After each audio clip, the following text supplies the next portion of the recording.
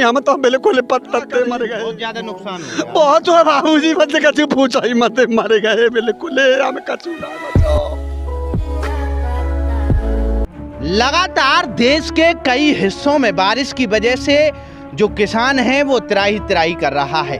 वो देश का अन्नदाता आज रो रहा है किस वजह से कि देखिए, एक बार हम जिस पानी में खड़े हैं ये धान का खेत है और ये देखिए यहाँ पर डंप भी लगी हुई है और बाकायदा एक बार हम आपको उधर भी दिखा दें कि एक किसान है जो लगातार पानी के अंदर से धानों को निकालने का प्रयास कर रहे हैं।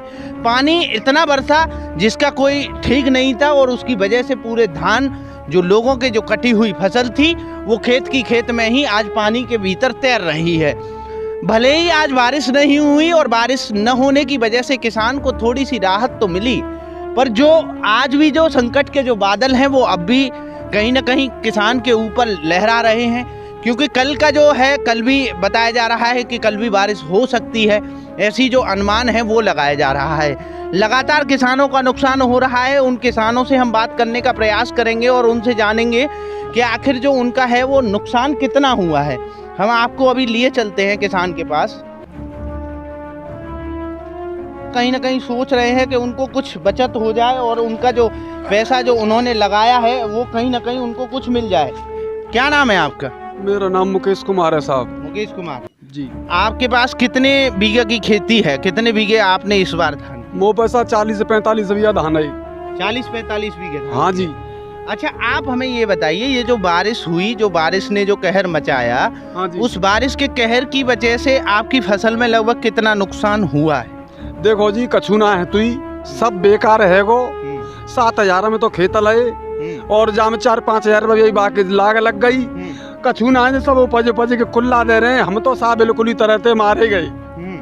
अब हमारे पास तो कछु ना है सिवाय मरबे के हिसाब किताब, कछु ना दिखे रहो। क्या करें सर, बहुत मट्टी खराब हुआ जी। अच्छा, आपका कहने का मतलब है जो आपकी फसल थी वो पूरी तरह से बर्बाद हो चुकी है? हाँ बाबूजी। अच्छा, लगभग आप बताइए हमें कि आपने बोला कि 4,000 रुपये बीघे की लगभग लागत आती है, वो किस तरह से 4,000 बीघे आप बता रहे हैं? बाबूजी देखो जामे मैंने 800 रुपया भी आगे तो धराई दी और देखो बाबूजी 2 बेर रूटावेटर चलवाए, 500 रुपया रूटावेटर वाले ले गए।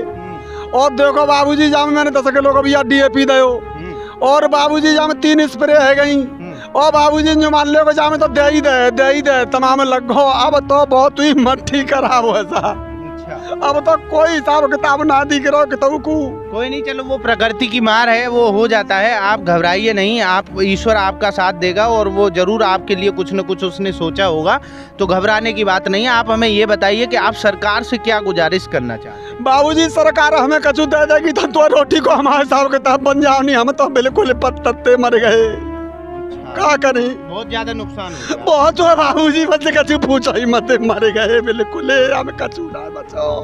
कुछ नहीं बचा, मर गए साहब। अच्छा, कितने घंटे आप इसमें काम कर रहे हैं खेत में? बाबूजी कछु मत पूछो, 4 घंटा को ना जाए पावे तू रोटी खा के रात और दिन नहीं परो रहे। तू जामे देखो सबरे खेतन में निकाल रहा हूँ माते का कछु डंप लगी पर कछु कटे पर मरे गो बिल्कुल साहब। हाँ जी, देखिए ये एक बार हम आपको दिखा देते हैं कि ये देखिए, ये जो धान की फसल है इसको एक बार जरा ध्यान से देखिए और ये देखिए पूरी तरह से लगभग खराब बर्बाद हो जाएगी। अगर इसी तरह से 2 दिन बारिश और हुई तो इसके अंदर कुछ भी नहीं बचेगा, क्योंकि ये जो पानी है ये लगभग 3 से 4 दिन में लगभग सूखेगा और 3 से 4 दिन में सूखने के बाद तब इस धान की पिटाई हो सकेगी, तब ये इस काबिल होगा कि इस धान को निकाला जाए। अगर कहीं 4-5 दिन बाद या 2 दिन बाद फिर से अगर ऐसे ही बारिश हो जाती है तो ये जो धान है किसान का, ये कहीं ना कहीं बर्बाद हो जाएगा। और अभी भी यहाँ कुछ न कुछ तो इसमें नुकसान है। जैसा कि अभी हमने यहाँ के जो फार्मर्स थे उनसे बात की तो उनका कहना था साफ साफ कि इस खेत में उनको काफ़ी सारा नुकसान हुआ है और कहीं ना कहीं पूरे प्रदेश में जो बारिश का कहर था, उस बारिश के कहर ने किसान की कमर तोड़ दी।